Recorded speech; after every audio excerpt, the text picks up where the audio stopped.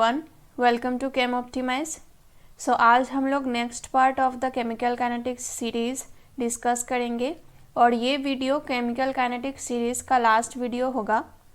यहाँ पे हम लोग कुछ थ्योरी डिस्कस करेंगे जो कि है Arrhenius theory and Lindemann theory, जो कि बेस्ड है upon the collision rates between the reactants and their dependence on temperature. So हम वन बाय वन डिस्कस करेंगे ईच एंड एवरी थ्योरी। तो आप अगर इस चैनल में नए हैं so please subscribe the channel and hit the bell notification, ताकि आप लोग को पता चल जाए जब भी मैं एक नया वीडियो अपलोड करूं। And I will make sure कि इस चैनल का हर एक वीडियो आपके लिए हेल्पफुल रहे। इस लेक्चर का PDF नोट्स आप लोग को डिस्क्रिप्शन बॉक्स में मिल जाएगा। So let's move on to the topic. So generally ये ऑब्जर्व किया गया है कि जब भी टेम्परेचर इंक्रीज होता है तब मोस्ट ऑफ द रिएक्शन के लिए rate of the reaction increase करता है। सो जनरली देखा गया है जब कोई एक रिएक्शन हम लोग दो डिफरेंट टेम्परेचर में उसका रेट मेजर करते हैं और वो दो टेम्परेचर अगर 10 डिग्री सेल्सियस या फिर 10 केल्विन से डिफ़र करता है तब उसका रेट जो है वो ऑलमोस्ट डबल या फिर ट्रिपल के बीच में होता है। सो इसको बोलते हैं temperature coefficient. So let's discuss it. So temperature coefficient is the ratio of the rate constants of a reaction at two temperatures differing by 10 degree Celsius और 10 केल्विन। एक ही बात है, डिफरेंस सेल्सियस में हो या फिर केल्विन में हो सेम ही होता है। सो दो रेट कांस्टेंट्स का रेशियो, जो रेट कांस्टेंट है वो एक पर्टिकुलर रिएक्शन का ही होगा। सो दो रेट कांस्टेंट का रेशियो जहाँ पे दो रेट कांस्टेंट जो है वो दो डिफरेंट टेम्परेचर का है, जो टेम्परेचर डिफ़र कर रहा है बाय 10 डिग्री सेल्सियस और 10 केल्विन, इसको बोलते हैं temperature coefficient. So we can write it as temperature coefficient as, मान लीजिए rate constant at 35 degree Celsius divided by rate constant at 25 degree Celsius. इसको हम लोग इन जनरल लिख सकते हैं rate constant K at a temperature T + 10 divided by rate constant K at temperature T। So इसका जो वैल्यू होता है वो 2 to 3 के बीच में लाई करता है। तो हम लोग ये बोल सकते हैं कि एक टेम्परेचर T में अगर हम लोग रेट कांस्टेंट मेजर करें KT और अगर 10 डिग्री बढ़ा के हम लोग फिर से रेट कांस्टेंट मेजर करें KT + 10, तो जो ये KT + 10 होगा that will be almost twice to thrice of this KT। सो इसका रेशियो जो होगा the higher temperature 10 degree higher जो टेम्परेचर है divided by the lower temperature जो 10 डिग्री लोअर है, ये रेशियो लाई करेगा between 2 to 3। So this is known as the temperature coefficient. So temperature increase करने से rate of the reaction Q increase करता है, that is based on a theory called collision theory. So collision theory ने ये बताया है कि जो रिएक्शन मीडियम है वहाँ पे जो रिएक्टेंट मॉलिक्यूल्स हैं वो हमेशा आपस में कोलाइड करते रहते हैं। सो रिएक्टेंट्स में जब कोलिशन होता है तब वो रिएक्ट करके प्रोडक्ट में कन्वर्ट होता है। तो कोलिशन थ्योरी ने ये बताया है कि रिएक्टेंट्स प्रोडक्ट में तभी कन्वर्ट होगा जब ये कोलिशन जो है रिएक्टेंट्स के बीच में वो इफेक्टिव होगा। इफेक्टिव का मतलब क्या है? जब वो रिएक्टेंट मॉलिक्यूल्स के बीच में प्रॉपर ओरिएंटेशन होगा और वो रिएक्टेंट मॉलिक्यूल्स जो कोलाइड कर रहे हैं उन लोग का एप्रोप्रिएट एनर्जी रहेगा। सो कोलिशन थ्योरी ने ये बताया है कि रिएक्टेंट से प्रोडक्ट तभी फॉर्म होगा जब वो कोलिशंस जो है, जो रिएक्टेंट्स के बीच में हो रहा है, वो कोलिशंस इफेक्टिव रहेगा और जब वो कोलिशंस इफेक्टिव होगा तब वो रिएक्टेंट मॉलिक्यूल्स के बीच में एक प्रॉपर ओरिएंटेशन रहना पड़ेगा और उनका एक एप्रोप्रिएट एनर्जी रहना पड़ेगा। सो जो रिएक्टेंट मॉलिक्यूल्स का मिनिमम अमाउंट ऑफ एनर्जी जो रहना चाहिए for the reactant molecules to collide and convert into product, that minimum amount of energy उसको बोलते हैं हम लोग threshold energy. So minimum amount of energy associated with the colliding reactant molecules which results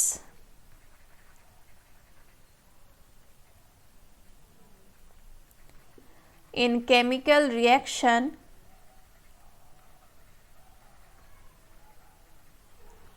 is known as threshold energy.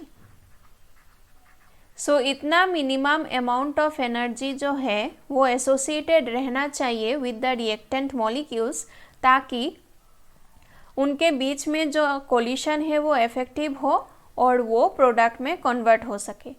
So this is the criteria given by the collision theory और threshold energy जो है वो minimum amount of energy रहना चाहिए reactant molecules में ताकि वो product में कन्वर्ट हो सके।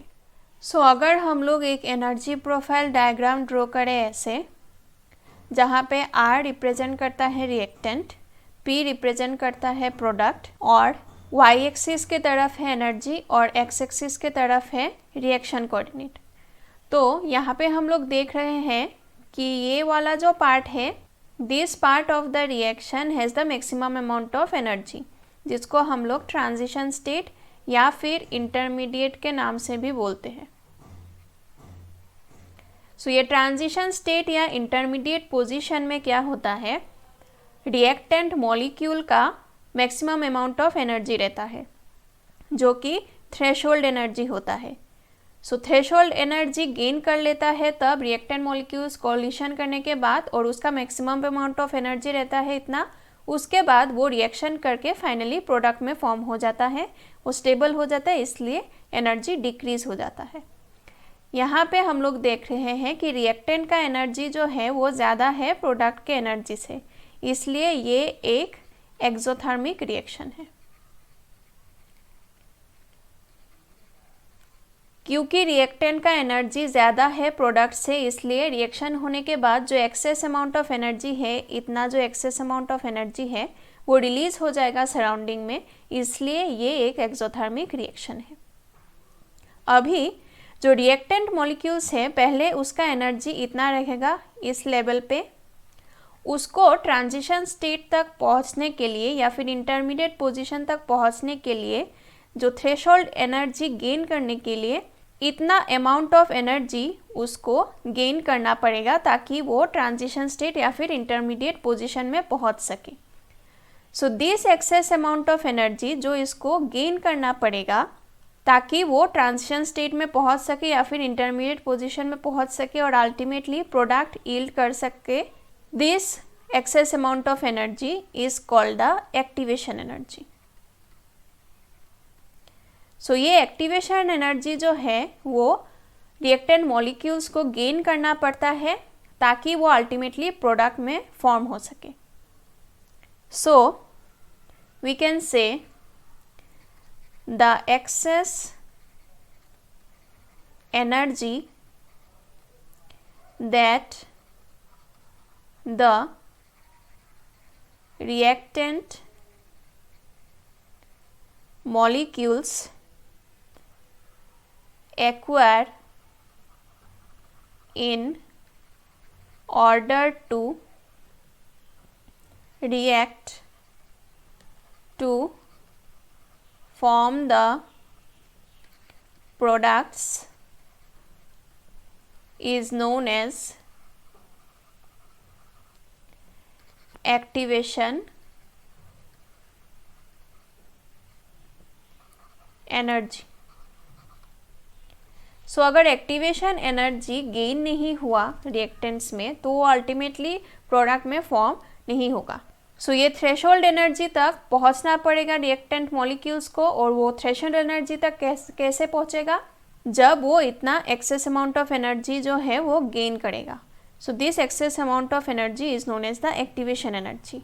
वो रिएक्टेंट मॉलिक्यूल्स को एक्टिवेट करता है और अल्टीमेटली प्रोडक्ट बनाने में हेल्प करता है। सो जब हम लोग कैटलिस्ट यूज़ करते हैं तो ये जो बैरियर है, एनर्जी बैरियर, वो मिनिमाइज हो जाता है।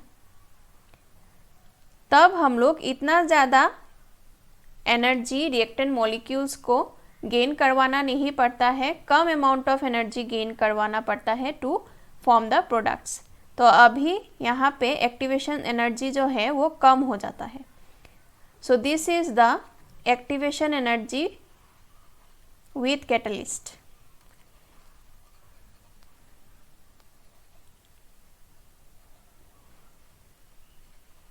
तो क्या होता है, जब भी हम लोग कैटलिस्ट यूज़ करते हैं रिएक्शन में, तब रिएक्शन रेट जो है वो फास्ट हो जाता है।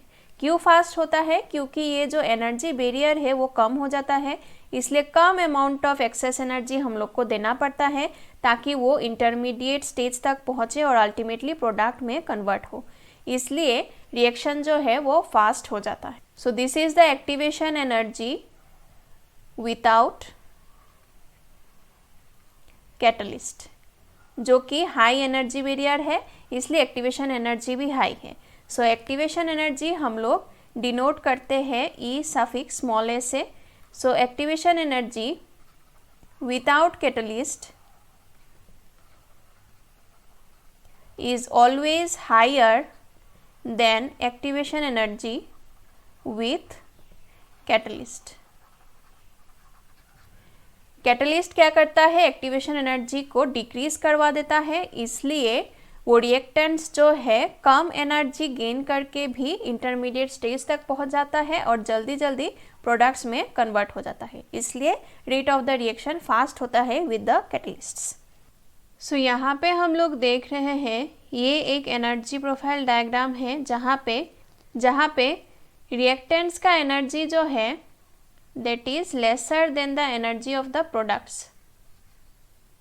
तो यहाँ पे रिएक्टेंट्स को एनर्जी गेन करना पड़ेगा, उसके बाद वो प्रोडक्ट में कन्वर्ट हो सकता है।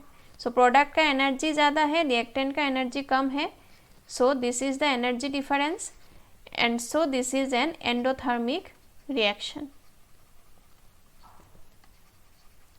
तो यहाँ पे भी क्या होगा, रिएक्टेंट्स को एट फर्स्ट एनर्जी गेन करके एक इंटरमीडिएट पोजीशन तक पहुँचना पड़ेगा या फिर ट्रांजिशन स्टेज तक पहुँचना पड़ेगा, वहाँ से वो अल्टीमेटली रिएक्ट करके प्रोडक्ट फॉर्म करेगा।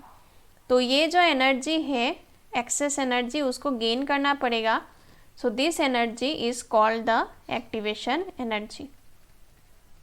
तो यहाँ पे भी in case of endothermic reaction इतना होगा एक्टिवेशन एनर्जी। सो यहाँ से हम लोग एक चीज़ बोल सकते हैं कि जितना एक्टिवेशन एनर्जी ज़्यादा होगा उतना ही रेट ऑफ द रिएक्शन कम होगा। सो जितना एक्सेस अमाउंट ऑफ एनर्जी हम लोग को देना पड़ेगा to the reactants to convert into the product, तो उतना कम स्पीड ऑफ द रिएक्शन होगा। रिएक्टेंट्स को उतना ज़्यादा अमाउंट ऑफ एनर्जी गेन करने के लिए टाइम लगेगा, इसलिए स्पीड ऑफ द रिएक्शन जो है वो कम होगा, इसलिए रेट ऑफ द रिएक्शन जो है वो डिक्रीज करेगा जितना एक्टिवेशन एनर्जी इंक्रीज करता जाएगा। और हम लोग आर्हेनियस इक्वेशन से भी ये नोटिस कर सकते हैं, k equals to A E to the power minus E A by R T है। इसको हम लोग लिख सकते हैं k equals to A by E to the power E A by R T. तो जितना ज़्यादा होगा एक्टिवेशन एनर्जी का वैल्यू उतना ज़्यादा होगा e टू दी पावर ये बाय आर टी का वैल्यू, और अगर ये वैल्यू ज़्यादा रहे तो k का वैल्यू डिक्रीज हो जाएगा। इसलिए जितना एक्टिवेशन एनर्जी का वैल्यू हायर होगा e टू दी पावर ये बाय आर टी का वैल्यू भी हायर होगा, और ये डिनोमिनेटर में है, अगर ये हाई हुआ तो k का वैल्यू डिक्रीज करेगा। इसलिए एक्टिवेशन एनर्जी इंक्रीज करने से रेट ऑफ द रिएक्शन जो है वो डिक्रीज करेगा। सो जो आर्हेनियस इक्वेशन है that is given by k equals to a e to the power minus EA by RT, where k is the rate constant, A is pre-exponential factor,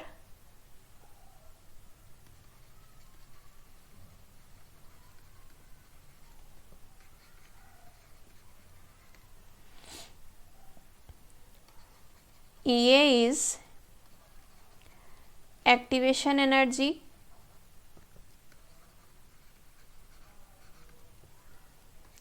T is temperature in Kelvin,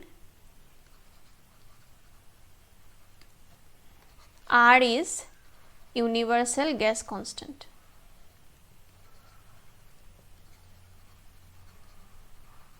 So ये है Arrhenius equation and this is a very important equation. यहाँ पे हम लोग देख सकते हैं temperature के ऊपर कैसे डिपेंड करता है the rate of the reaction. अगर हम लोग इसका नेचुरल लॉगरिथम ले तो ये हो जाएगा ln k equals to ln a minus EA by RT, और अगर हम लोग इसको डिफरेंशिएट करें तो हम लोग को मिलेगा dt ऑफ ln k, और ये कांस्टेंट है, ये प्री एक्सपोनेंशियल फैक्टर जो है ये कांस्टेंट है, तो ln a भी एक कांस्टेंट होगा, तो ये 0 हो जाएगा डिफरेंशिएट करने के बाद, और अल्टीमेटली हम लोग को यहाँ से मिलेगा -1/t का डिफरेंशिएशन करने से ये हो जाएगा +1/t स्क्वायर, तो अल्टीमेटली हम लोग को मिलेगा प्लस EA/RT²। सो ये इक्वेशन जो है वो भी इम्पॉर्टेंट है। This is called van't Hoff equation. So ये 3 इक्वेशन जो है वो हम लोग को ध्यान रखना है। उसके बाद हम लोग अगर इस ln नेचुरल लॉगरिथम का इक्वेशन 2 टेम्परेचर में ले और सब्ट्रैक्ट करें तो हम लोग को एक फाइनल रिजल्ट मिलेगा कुछ ऐसे। So will get ln of k2/k1, जहाँ पे k2 और k1 रेट कॉन्स्टेंट्स है at 2 different temperatures T1 and T2। This will be equal to EA/R 1/T1 minus 1/T2। ये हम लोग को यहाँ से 2 टेम्परेचर में अगर हम लोग कंसिडर करें इस इक्वेशन को, और दोनों इक्वेशन को अगर हम लोग सब्ट्रैक्ट करके रीअरेंज करें तो हम लोग को ये वाला इक्वेशन मिल जाएगा। So this is a very very important equation जो हम लोग को ध्यान रखना है, क्योंकि यहाँ से बहुत सारा क्वेश्चन आता है in the entrance examinations. This is known as integrated Arrhenius equation. So जो ये इक्वेशन है k equals to a e to the power minus EA/RT, तो ये तो एक कांस्टेंट होगा क्योंकि ये एक्सपोनेंशियल पार्ट है। यहाँ पे for first order reaction rate constant का यूनिट होता है second inverse. So second inverse जो है वो फ्रीक्वेंसी का भी यूनिट है। सो अगर इस k का यूनिट हुआ सेकेंड इनवर्स, तो ये वाला पूरा पार्ट जो है इसका भी यूनिट होगा सेकेंड इनवर्स, क्योंकि ये तो एक कांस्टेंट है, a का यूनिट हो जाएगा सेकेंड इनवर्स। तो हम लोग तब for first order equation a को हम लोग बोलते हैं फ्रीक्वेंसी फैक्टर, क्योंकि इसका यूनिट जो है वो सेकेंड इन्वर्स होता है और सेकेंड इन्वर्स फ्रीक्वेंसी का भी यूनिट है, इसलिए हम लोग फॉर फर्स्ट ऑर्डर रिएक्शन जो है ए को फ्रीक्वेंसी फैक्टर भी बोलते हैं। अभी हम लोग कुछ प्लॉट डिस्कस करेंगे। So for Arrhenius equation k equals to a e⁻ CA/RT, और अगर हम लोग इसका लॉगरिदम ले तो ये हो जाएगा ln k equals to ln a -EA/RT। तो अगर हम लोग इसको अभी प्लॉट करें ln k को वर्सेस 1/t, तो ये क्या होगा y, ये होगा c और ये होगा mx, जहाँ पे m होगा EA/R और x होगा 1/t। तो ये एक स्ट्रेट लाइन हो जाएगा जहाँ पे इंटरसेप्ट होगा, तो ये स्ट्रेट लाइन कुछ ऐसा होगा, इसका स्लोप निगेटिव है इसलिए ये डिक्रीजिंग ग्राफ है ऐसे, इसका स्लोप है -EA/R और ये जो इंटरसेप्ट है दिस इज ln a। सो ये प्लॉट कुछ ऐसा हो जाएगा। नाउ अगर हम लोग एक प्लॉट ड्रॉ करें between the rate constant and the temperature T, so from Arrhenius equation we are getting k equals to a/e⁻EA/RT,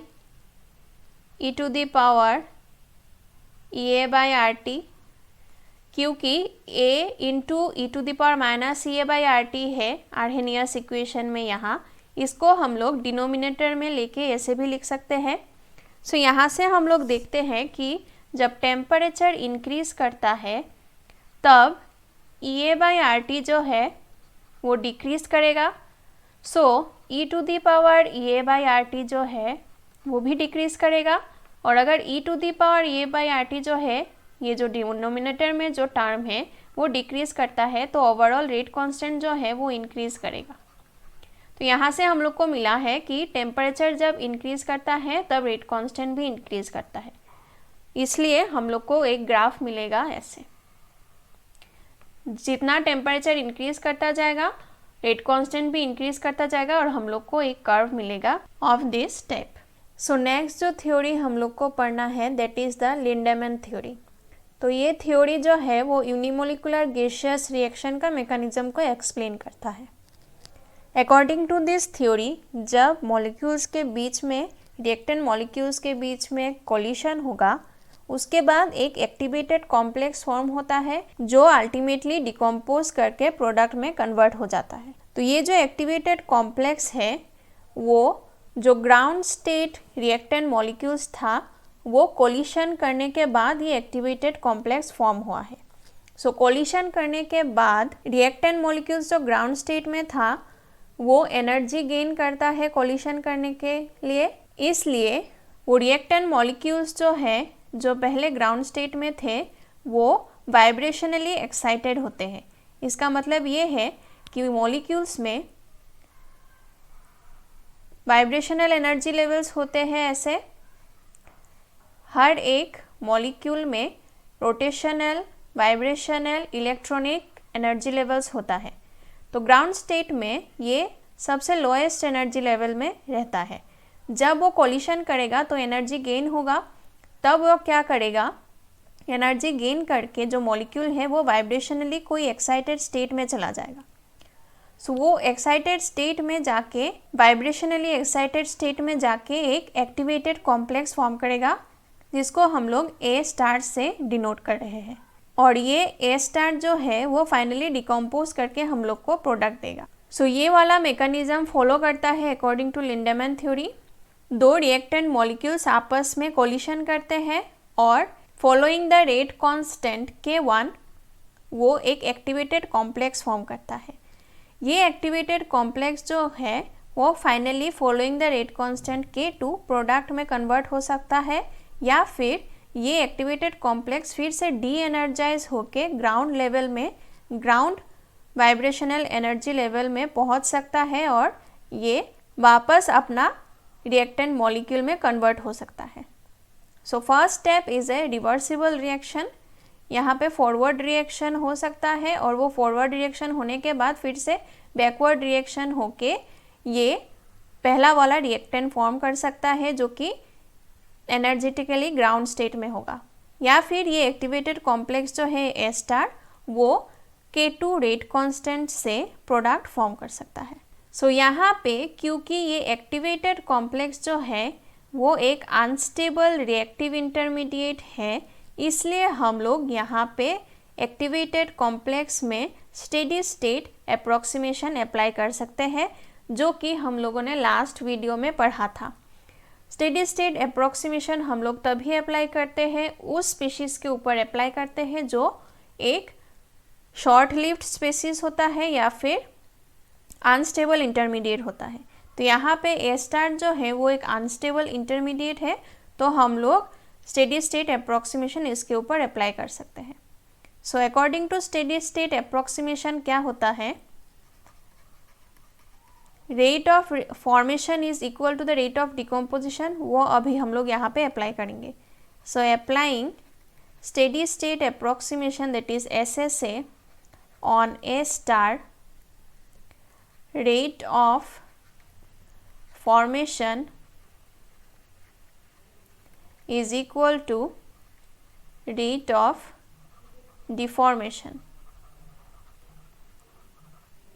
so A star के लिए रेट ऑफ फॉर्मेशन क्या होगा, ये K1 रेट कांस्टेंट से फॉर्म हो रहा है from the reactants A, so rate of formation will be K1 into A, यहाँ पे 2 A मॉलिक्यूल है, so it will be A square.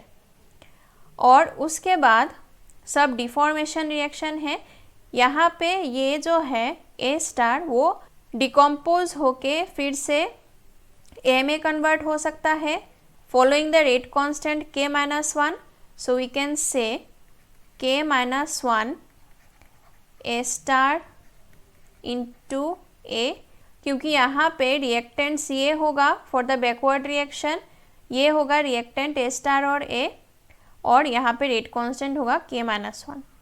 सो इसलिए हम लोगों ने लिखा है K-1 into A star into A, plus ये डिफॉर्मेशन ऐसे भी हो सकता है following the rate constant K2, सो ये होगा K2 इंटू ए स्टार। सो यहाँ से अगर हम लोग ए स्टार को कॉमन ले तो ये हो जाएगा K-1A प्लस K2। उसके बाद हम लोग ए स्टार का अगर एक्सप्रेशन निकाल ले तो ये होगा K1 इंटू ए का concentration square divided by K-1 A plus K2। सो ये हो गया एक्टिवेटेड कॉम्प्लेक्स का कॉन्सेंट्रेशन का एक्सप्रेशन। अभी रेट जो है यहाँ से हम लोग को मिल रहा है rate that is dP/dt, we can say K2 into A star. So A star का एक्सप्रेशन हम लोग को मिल गया है, तो हम लोग बोल सकते हैं rate is equal to K1 K2 A square divided by K-1A plus K2. So this is the rate according to the Lindemann mechanism. Now if the pressure is high, pressure high मतलब gaseous medium reactant medium जो है वहाँ पे A का concentration बहुत ज़्यादा होगा। सो अगर A का कॉन्सेंट्रेशन बहुत ज़्यादा हुआ तो प्रेशर हाई होगा ऑब्वियसली, और अगर A का कॉन्सेंट्रेशन ज़्यादा हुआ तो K-1 इंटू A जो है that will be greater than K2, so we will get K-1A is greater than K2। So ultimately ये डिनोमिनेटर में क्या होगा, K-1A will be very much larger than K2, इसलिए K2 जो है वो नेगलेक्ट कर सकते हैं हम लोग। तो हम लोग को क्या मिलेगा, R will be equal to K1 K2 A square divided by K-1 A, so it will be equal to K1 K2 by K-1 into A. So when pressure will be very high, this will be the expression for the rate of the reaction. सो यहाँ से हम लोग देख रहे हैं rate of the reaction जो है वो कॉन्सेंट्रेशन ऑफ ए के ऊपर डिपेंड कर रहा है और इसका पावर है 1. So this can be a first order reaction according to us. So when pressure is high, so when pressure is high we can say the rate equation जो है that will follow first order kinetics. so जब pressure बहुत high होगा तब वो rate equation जो है वो फर्स्ट ऑर्डर काइनेटिक्स को फॉलो करेगा. Now if the pressure is low, so pressure कब लो होगा? जब कॉन्सेंट्रेशन ऑफ ए जो है रिएक्टेंट वो लो होगा तभी प्रेशर भी लो होगा. तब क्या हो जाएगा, K-1 इंटू ए जो है वो बहुत नेग्लिजिबल होगा in comparison to K2, so we can neglect it. So we will get the rate of the reaction as R equals to K1 K2 A square divided by K2. So ये हो जाएगा K2 by K2 cancel, it will be K1 A square. तो यहाँ पे हम लोग देख रहे हैं जो रेट ऑफ द रिएक्शन है वो डिपेंड कर रहा है A स्क्वायर के ऊपर. यहाँ पे पावर है 2. So we can say when pressure is low, the rate equation will follow second